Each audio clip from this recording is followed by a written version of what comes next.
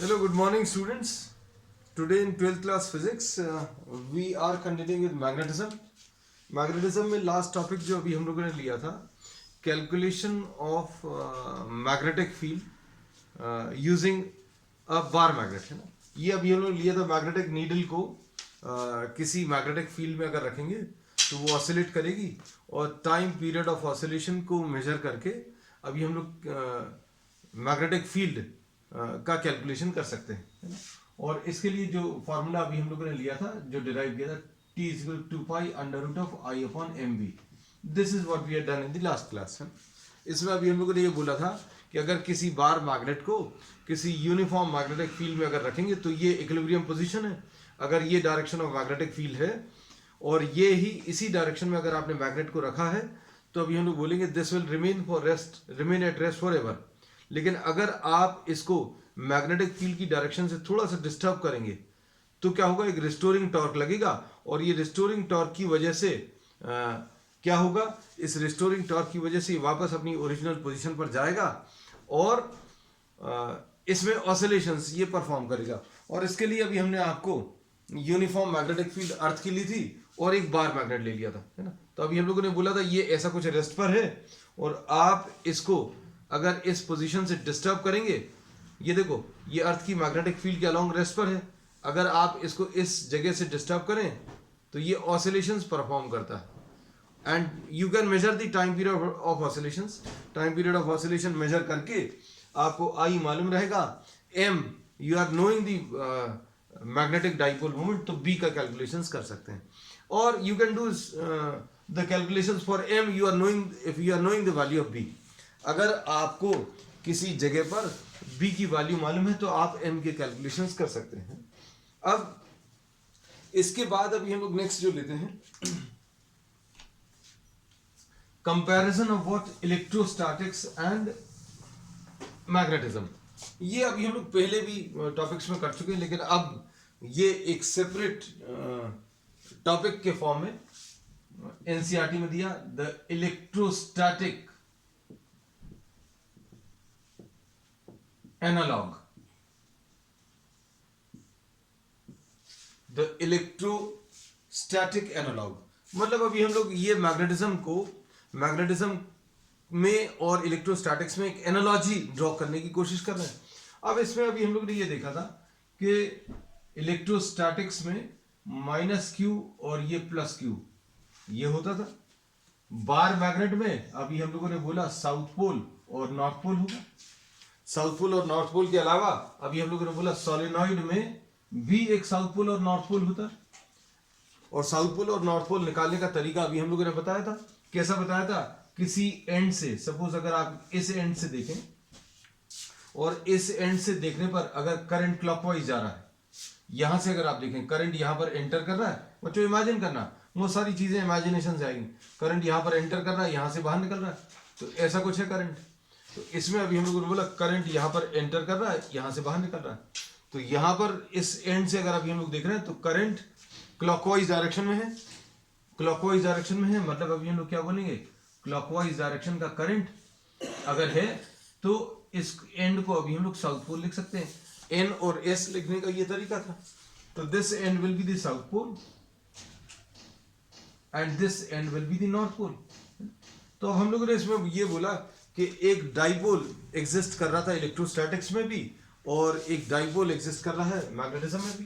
तो अब हम लोग इसमें ये एनालॉजी एक टैबुलर फॉर्म में ले रहे हैं. ये इलेक्ट्रोस्टैटिक्स और ये मैग्नेटिज्म. यहां पर एक इलेक्ट्रिक डाइपोल था, इलेक्ट्रिक डाइपोल, और ये इलेक्ट्रिक डाइपोल कैसा था बच्चों, और ये magnetic dipole. Electric dipole was in the form of what, minus Q and plus Q. एक माइनस क्यू और एक प्लस क्यू, ये इलेक्ट्रिक डाइपोल है. अब मैग्नेटिक डाइपोल अगर अभी हम लोग बोले तो मैग्नेटिक डाइपोल बच्चों ये ऐसा कुछ आएगा.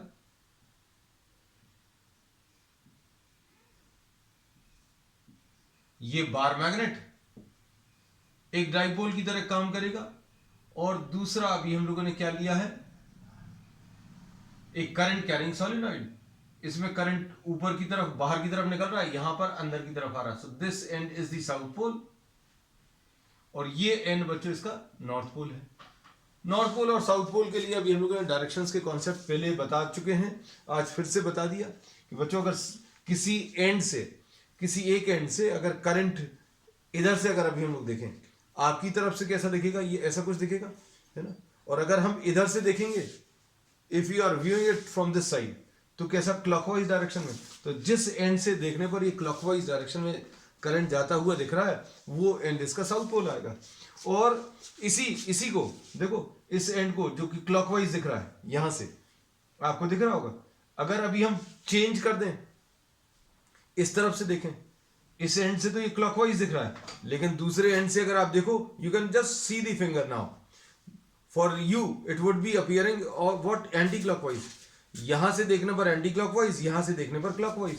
तो जिस एंड से बच्चों ये एंटी क्लॉकवाइज डायरेक्शन का करंट दिखता है, वो एंड इसका नॉर्थ पोल हो जाता है। तो अब हम लोगों ने ये बोल दिया कि भाई इलेक्ट्रोस्टैटिक्स में भी एक डाइपोल होता था और मैग्नेटिज्म में भी एक डाइपोल है।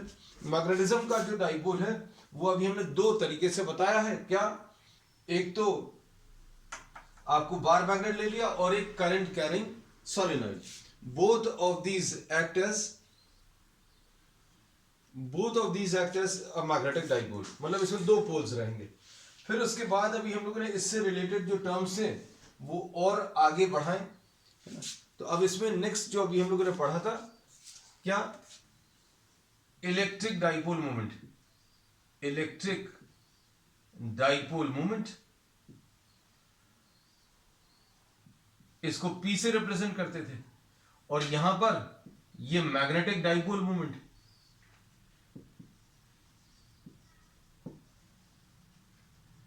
और इसको अभी हम लोग M से रिप्रेजेंट करते हैं। और M की वैल्यू बच्चों कितनी होती है, N इंटू आई इंटू ए।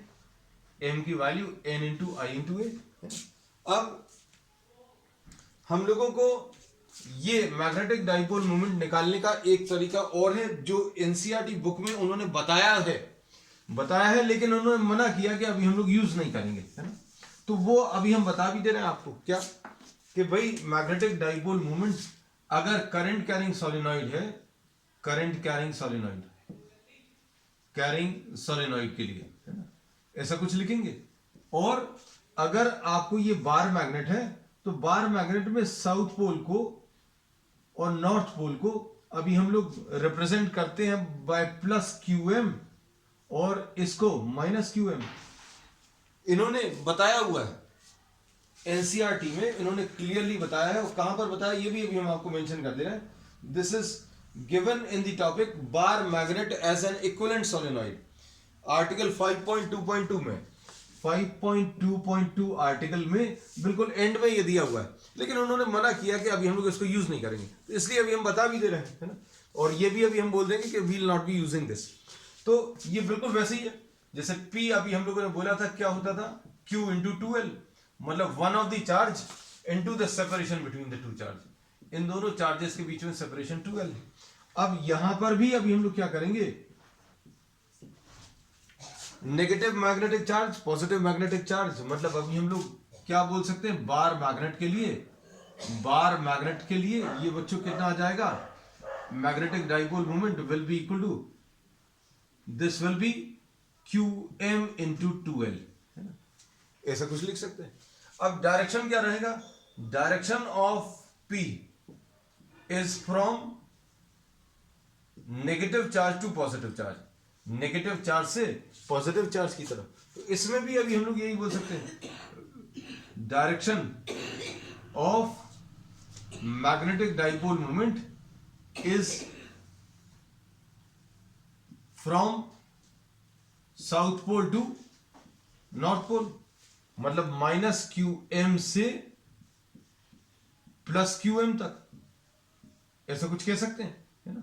फिर एक और तरीका है, ये तो अभी हम लोग बार मैग्नेट के लिए बता रहे हैं। फिर करंट कैरिंग सोलेनॉइड के लिए, तो करंट कैरिंग सोलेनॉइड के लिए अभी हम लोग कह सकते हैं, direction of dipole moment, direction of M for a solenoid, this is given by what? The right hand rule. right hand rule क्या बोलता है कि आपको m का डायरेक्शन बताना, तो एरिया का डायरेक्शन बता दो। तो एरिया का डायरेक्शन बताने के लिए क्या बोलेंगे? Curl of the fingers points in the direction of current. आपको फिंगर्स को कर्ल करना है, किस डायरेक्शन में कर्ल करना है? In the direction of current. The direction of the stretch thumb will give you the direction of dipole moment. तो ये भी अभी हम लोग बता चुके हैं। अब direction of m for a solenoid is given by the right hand rule.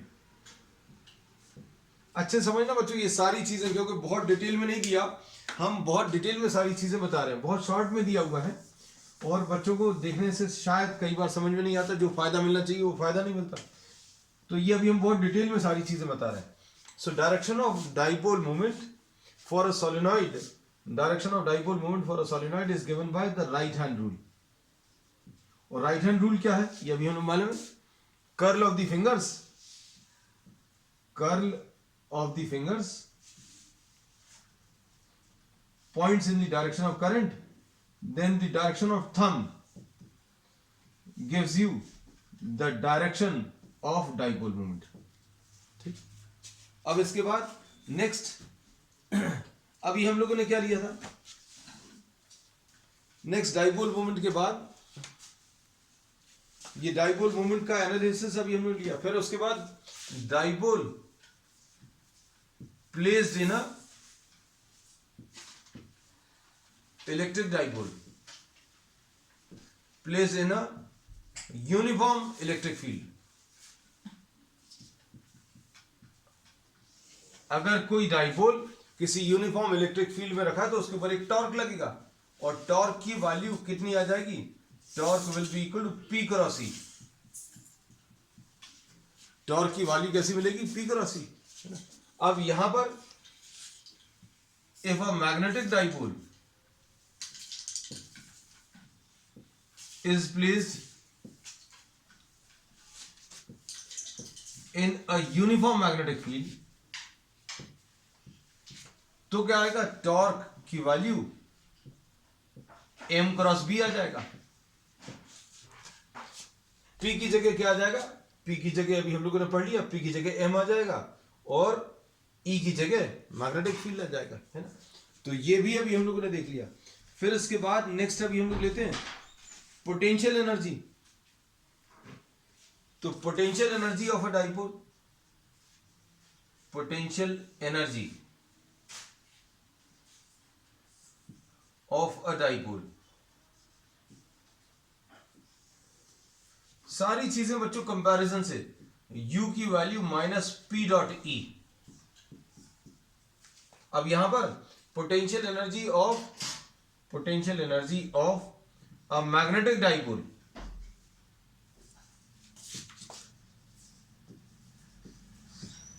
placed in a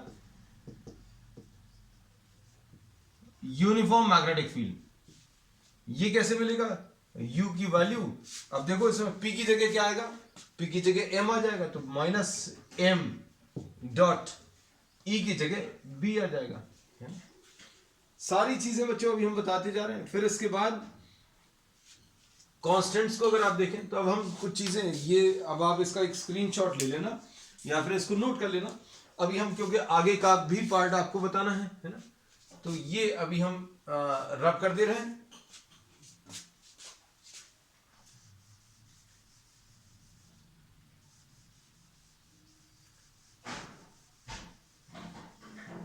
next इसके बाद अभी हम लोग बोलते हैं कि यहां पर जो कांस्टेंट था ये क्या था? Mu zero, sorry 1/4 epsilon zero. यहां पर म्यू 0/4, ऐसा कुछ है। एप्सिलॉन जीरो ये परमिटिविटी कहलाता था। सारे रिलेशंस अभी आप निकाल सकते हैं, आपको जो भी रिलेशन निकालना वो रिलेशन निकाल सकते हो भाई। आपको 1/4 एप्सिलॉन जीरो हटाकर क्या म्यू 0/4 यूज करना है ना। अब देखो इसमें म्यू जीरो क्या है? Mu zero is permeability.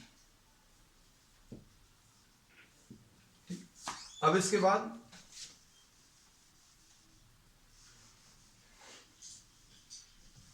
कुछ बुक्स में बच्चों ये भी दिया हुआ कूलम्स लॉ। अब कूलम्स लॉ कैसा है वो भी हम आपको बता दें। तो कूलम्स लॉ बच्चों ये जरूरी नहीं है, आप अपनी कॉपी में नोट करें, this is just for knowledge से। जैसे कूलम्स लॉ ये नोट मत करना, हमने क्लियरली बोल दिया, क्योंकि इस कॉन्सेप्ट को एनसीईआरटी ने बताया तो है लेकिन उन्होंने यूज करने को मना किया है ना। तो अभी हम बार बार यही कह रहे हैं because we are taking our syllabus according to strictly according to the board है ना। तो अब इसमें अभी हमने जो चीज बताएंगे भी तो अभी हम क्लियरली मना कर देंगे कि ये मत करिएगा। अब जैसे फोर्स की वैल्यू कितनी आती है, Q1 Q2 upon 4 pi epsilon 0 R square, ऐसा कुछ है। ये इलेक्ट्रिक फोर्स है। अब मैग्नेटिक फोर्स कितना आ जाएगा, तो मैग्नेटिक फोर्स बिल्कुल ऐसे ही आएगा, कैसा, Q1 इंटू Q2,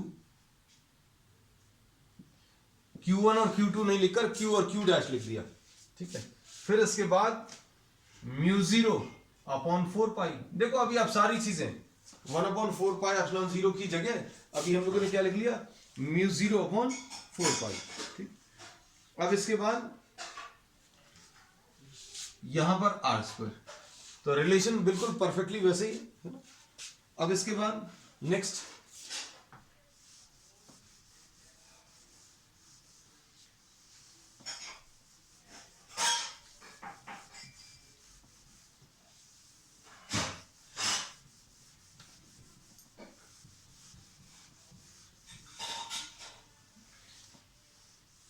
देखो, नेक्स्ट अभी हम लोग ले रहे हैं इलेक्ट्रिक फील्ड।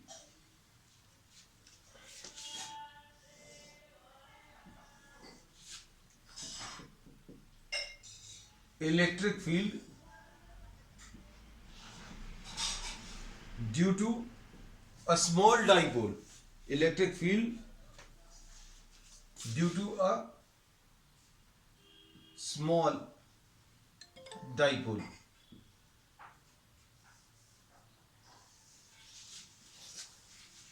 इसमें electric field due to a small dipole अगर आप लें तो ये कैसा आता है देखना। इसमें दो पोजीशंस आती थी, कौन सी वाली, एक तो एक्सियल पोजीशन आती थी, ये -q से +q अगर आप लो तो यहां कहीं पर r डिस्टेंस पर इलेक्ट्रिक फील्ड अगर आपको बतानी तो इलेक्ट्रिक फील्ड कैसे बताओगे, तो इलेक्ट्रिक फील्ड का फॉर्मूला था, इलेक्ट्रिक फील्ड का formula this was equal to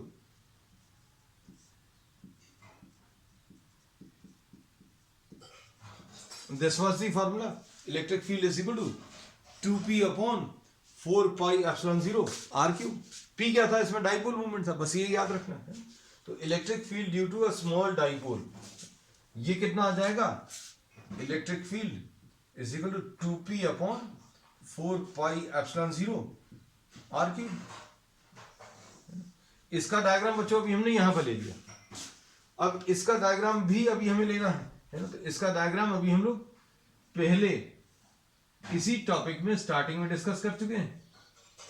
ये एक सोलिनॉइड के कारण r डिस्टेंस पर, सेंटर से r डिस्टेंस पर अगर आपको मैग्नेटिक फील्ड, तो मैग्नेटिक फील्ड ड्यू टू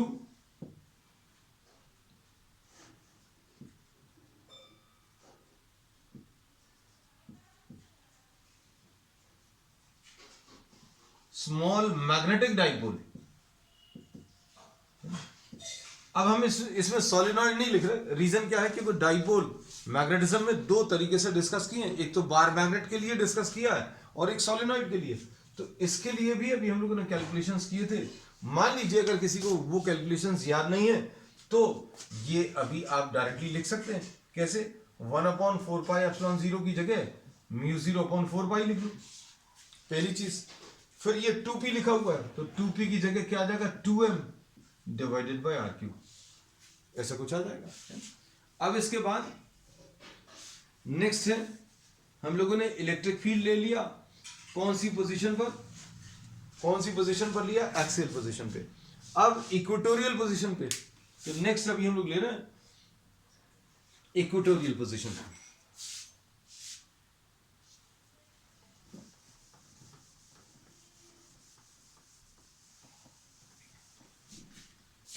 देखो इक्वेटोरियल पोजीशन, तो इक्वेटोरियल पोजीशन में देखो ये सपोज ये माइनस क्यू है, ये प्लस क्यू है, और इससे आर डिस्टेंस पर अगर आपको इलेक्ट्रिक फील्ड बतानी है, तो इलेक्ट्रिक फील्ड का जो डायरेक्शन आता था बच्चों, कैसा आता था, मान लीजिए किसी को अगर याद नहीं है तो हम याद करा दें। इस पॉइंट पर इलेक्ट्रिक फील्ड इस डायरेक्शन में आएगी टुवर्ड्स द नेगेटिव, और इस पॉइंट पर इसके कारण अवे फ्रॉम दी पॉजिटिव आएगी, है ना। और इन दोनों का जो रिजल्टेंट आएगा, ये वाले और ये वाले का जो रिजल्टेंट आएगा वो ऐसा कुछ आएगा। तो electric field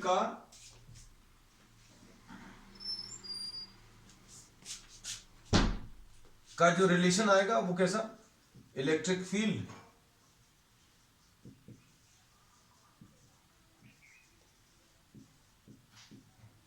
due to a dipole in equatorial position.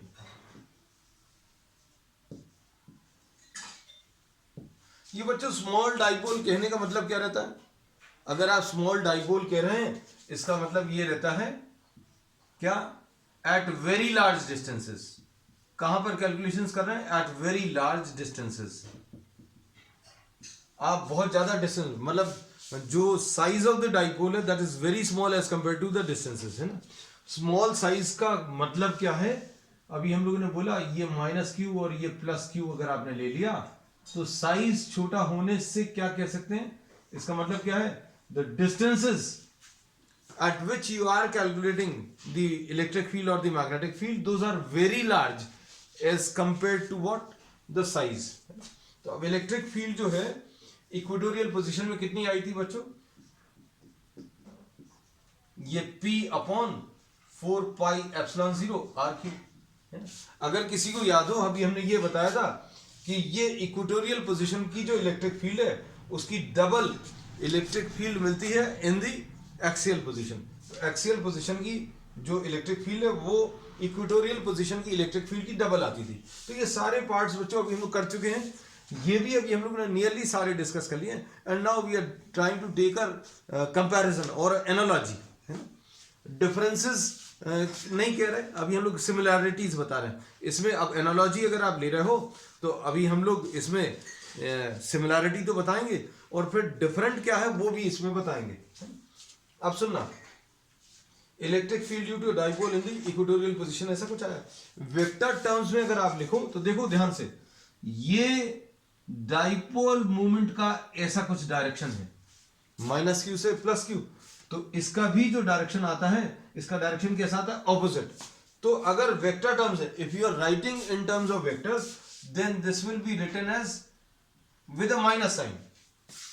Minus sign लगाने का मतलब क्या होता है, अगर आपने माइनस साइन लगा दिया इसका मतलब ये होता है कि इलेक्ट्रिक फील्ड का और डाइपोल मूवमेंट का डायरेक्शन कैसा है, ऑपोजिट है बच्चों, है ना। तो अगर आपने ये माइनस साइन नहीं लेना है तो आपको क्या करना पड़ेगा, ये हटाना पड़ेगा। मतलब दोनों तरीके से बिल्कुल सही है। अगर किसी को ये लिखना है, किसी को ये लिखना अच्छा लगता है तो ऐसा लिख लीजिए।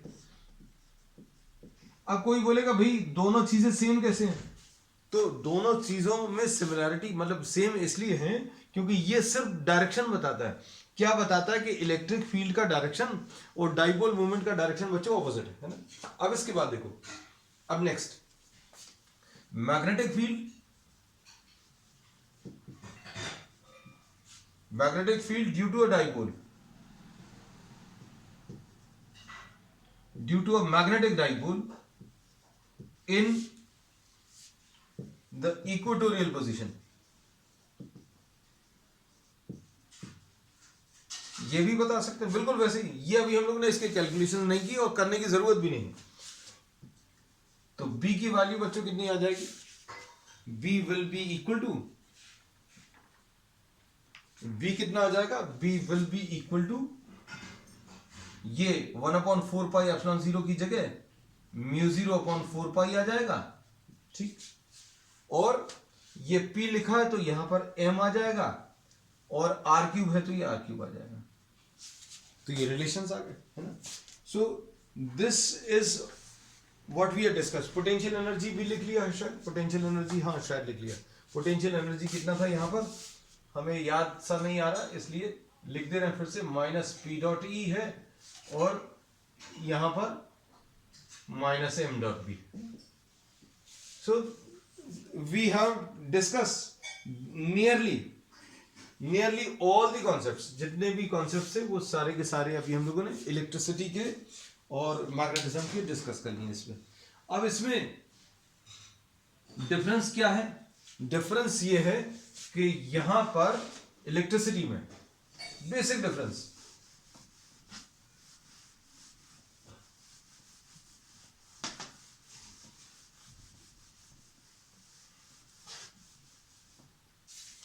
बेसिक जो डिफरेंस है बच्चों वो क्या है कि इलेक्ट्रिसिटी में isolated charges exist, isolated charges exist करते हैं। यहां पर आइसोलेटेड मैग्नेटिक चार्ज और which are called monopoles do not exist. ये कभी एग्जिस्ट नहीं करते। अब इसमें सुनना, अब आ जाते हैं बच्चों, अभी हम लोग और आगे इन कॉन्सेप्ट्स को आगे बढ़ाते हैं।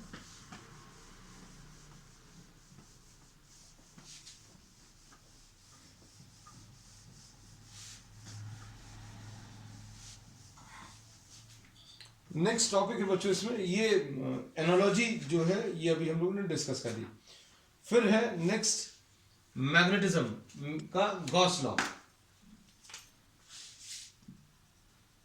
Magnetism and Gauss law. अब गॉस लॉ अभी हम लोगों ने इलेक्ट्रोस्टैटिक्स में तो किया था, so we can draw an analogy once again. तो इसमें अभी हम लोग जो डिफाइन करेंगे वो क्या, मैग्नेटिक फ्लक्स। क्या चीज डिफाइन करने वाले हैं अभी हम लोग इसमें, मैग्नेटिक फ्लक्स डिफाइन करने वाले हैं। तो मैग्नेटिक फ्लक्स कैसा आएगा, जैसे अभी हम लोगों ने इलेक्ट्रिक फ्लक्स लिया था, फाई ई की वैल्यू क्या होती थी, electric flux was equal to E into A into cos theta, है ना। तो इसको अभी हम लोग ई डॉट ए भी लिखते थे। अब हम लोग क्या कह सकते हैं फ्लक्स के बारे में, flux gives us an idea about the number of field lines, the net number of field lines which are crossing any given surface, है ना। अब इसका मतलब क्या है ये अभी हम आपको बता दें। जैसे सपोज फॉर एग्जांपल ये पॉजिटिव और नेगेटिव चार्ज है, इससे एसोसिएटेड फ्लक्स अगर आपको बताना है तो आप फील्ड लाइंस थोड़ी सी याद करा दें। फील्ड लाइंस ऐसी कुछ आई थी, अभी हम लोगों ने ड्रॉ की थी।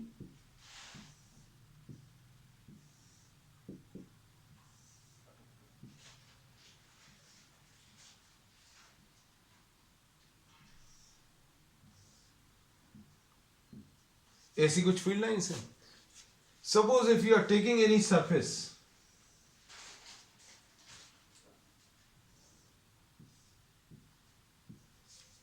अगर यहां कहीं पर अगर आपने कोई सरफेस ले लिया, एक सरफेस, और इसमें नंबर ऑफ फील्ड लाइंस अगर आप देखें, net number of field lines, तो बच्चों जितनी नंबर ऑफ फील्ड लाइंस इसमें एंटर कर रही हैं इस सरफेस में, उतनी ही नंबर ऑफ फील्ड लाइंस इसमें से बाहर निकल रही हैं। तो अब हम लोग क्या बोलेंगे, इससे एसोसिएटेड इलेक्ट्रिक फ्लक्स। मिक्सअप नहीं करना चीजों को, क्योंकि अभी हमने इलेक्ट्रिक चार्ज बनाया है। अब ये क्यों बनाया, क्योंकि अभी हम लोग ने सारी चीजें कंपैरिजन से की है, तो ये भी अभी हम लोग कंपैरिजन से ही बताएंगे। तो यहां पर अभी हम लोगों ने बोला जितनी फील्ड लाइंस इस सरफेस पर, सपोज यहां कहीं पर आपने एक सरफेस ले लिया, ये एक सरफेस, जितनी फील्ड लाइंस इस सरफेस के अंदर एंटर कर रही हैं उतनी ही इसमें से बाहर निकल रही, मतलब दो एंटर कर रही थी, दो बाहर निकल रही। तो अभी हम लोग बोलेंगे बच्चों flux, net flux will be equal to zero. Net flux कितना आ जाएगा, जीरो, क्योंकि ये क्या बताता है, कितनी number of net field lines किसी सरफेस को क्रॉस कर रही हैं। मतलब कितनी अंदर एंटर कर रही है, कितनी बाहर निकल रही है ना। तो जितनी अंदर एंटर कर रही है उतनी ही बाहर निकलेंगी। लेकिन अगर आपने ये सरफेस यहां कहीं पर ले लिया तो क्या होगा, इसमें से फील्ड लाइंस बाहर निकल रही है, इसमें से भी बाहर निकल रही है। ये सारी फील्ड लाइंस जो है बच्चों देखो, सारी फील्ड लाइंस बाहर निकल रही, अंदर कोई भी नहीं आ रही। यही वाला सरफेस अगर आपने यहां पर लगा दिया तो इस सरफेस में सारी फील्ड लाइंस बाहर निकल रही। तो इसके इससे एसोसिएटेड फ्लक्स जो है वो जीरो नहीं आएगा, कुछ पॉजिटिव वैल्यू आएगी। मतलब यहां से नेट फील्ड लाइंस बाहर की तरफ निकल रही है ना। लेकिन इसमें क्या हो रहा है, जितनी अंदर जा रही है उतनी ही बाहर निकल रही है। यहां पर और यहां पर लेने में अंतर यही आ गया। The only difference in taking the surface at this point and this point will be what? The number of lines which are entering the surface will be equal to number of field lines which are leaving the surface. भाई दो चीजें अंदर गई और दो चीजें बाहर निकल गई, तो नेट कितना आ गया, जीरो आ गया। लेकिन इसी चीज को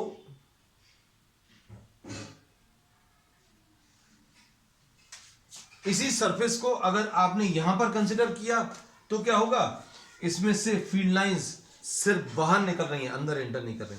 तो यहां से जो फ्लक्स आएगी वो जीरो नहीं आएगी, क्योंकि यहां पर अब फील्ड लाइंस सिर्फ बाहर निकल रही हैं।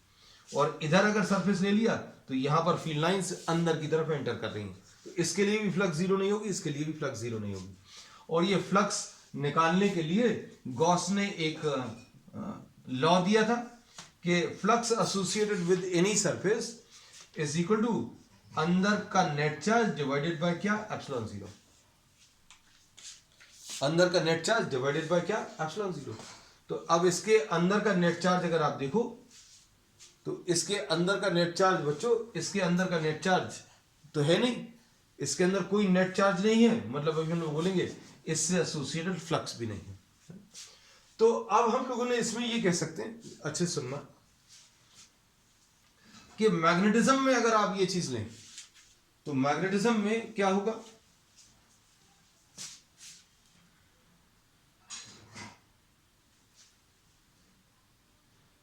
मैग्नेटिज्म में बिल्कुल ऐसे ही कुछ डायग्राम अभी आप ड्रॉ कर सकते हो। किसका, you can draw similar type of diagram for a solenoid. तो सोलेनॉइड के लिए बच्चों जो फील्ड लाइंस आई थी वो ऐसी कुछ आई थी।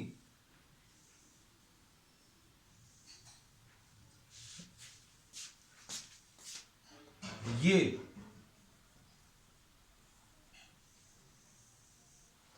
these were the type of field lines which we had obtained for what, a solenoid.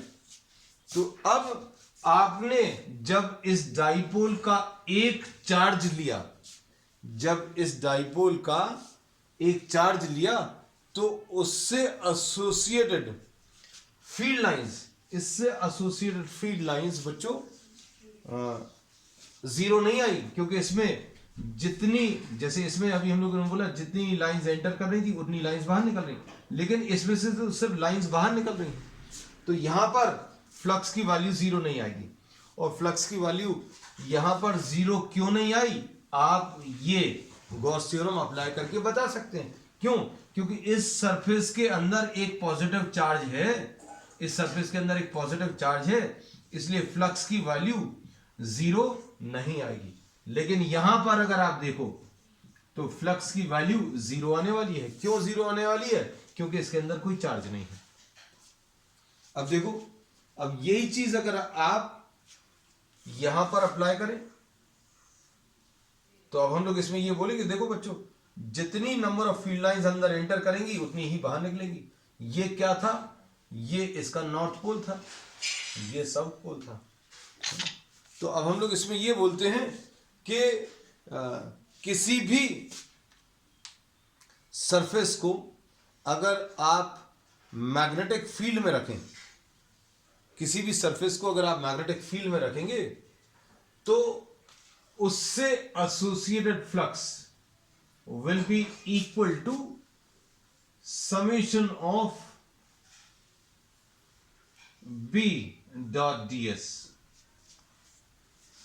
और बी डॉट डी एस का समेशन यानी कि integration B dot D S is equal to अंदर का नेट मैग्नेटिक चार्ज, अंदर का किसी surface के अंदर का net magnetic charge divided by epsilon zero लेते हैं, तो एप्सिलॉन जीरो की जगह क्या आ जाएगा, म्यू जीरो आ जाएगा, है ना। तो अब हम लोग इसमें ये कहते हैं बच्चों, ध्यान से सुनना, कि किसी भी सरफेस में अंदर नेट मैग्नेटिक चार्ज बच्चों हमेशा जीरो आएगा। जीरो क्यों आएगा? क्योंकि इलेक्ट्रिसिटी में तो अकेला पॉजिटिव चार्ज एग्जिस्ट करता है।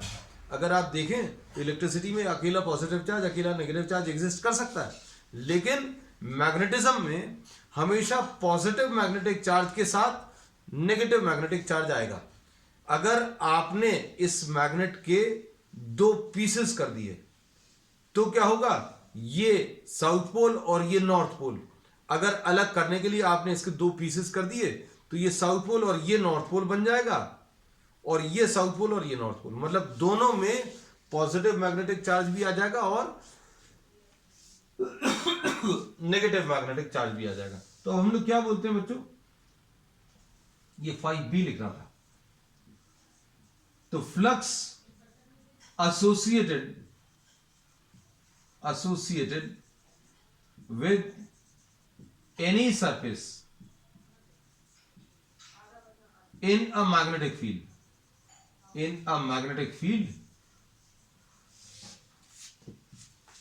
this will be equal to b dot ds, और ये b dot ds की वैल्यू हमेशा जीरो आने वाली है।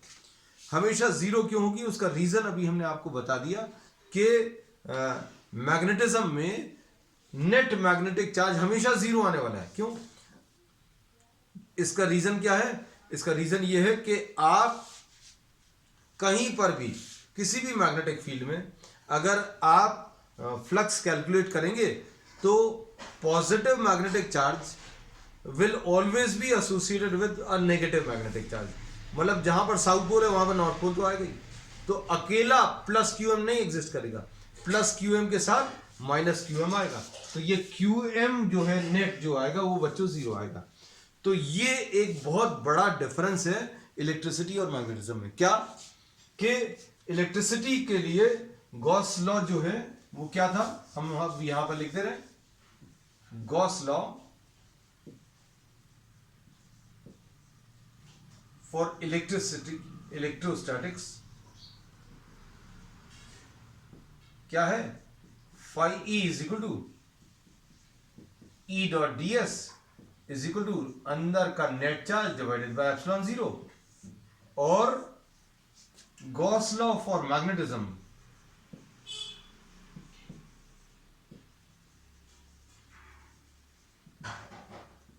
Phi B will be equal to b dot ds is equal to अंदर का नेट चार्ज जीरो आएगा, इसलिए ये 5b की वैल्यू हमेशा जीरो आएगी, है ना। तो ये एक बहुत बड़ा डिफरेंस है कि गॉस लॉ का जो statement net charge upon epsilon zero आता था, वो मैग्नेटिज्म में क्या आ जाएगा, b डॉट ds की वैल्यू हमेशा जीरो आने वाली है। तो इसका रीजन क्या लिखोगे? रीजन ये है कि isolated magnetic charges do not exist. Plus QM यानी कि north pole is always accompanied by minus QM, मतलब साउथ पोल। नॉर्थ पोल के साथ हमेशा एक साउथ पोल आएगा। अगर आप इसके कितने भी छोटे छोटे पार्ट्स कर दें, क्या होगा, जितने छोटे पार्ट्स करेंगे हर पार्ट में साउथ पोल और नॉर्थ पोल हमेशा साथ में एग्जिस्ट करेंगे। इसका ये एस्पेक्ट बच्चों अभी अगली क्लास में अभी हम लोग और एक बार डिस्कस करेंगे। अब आज के लिए इतना ही। We will continue with the same topic on the next one. That's all for today.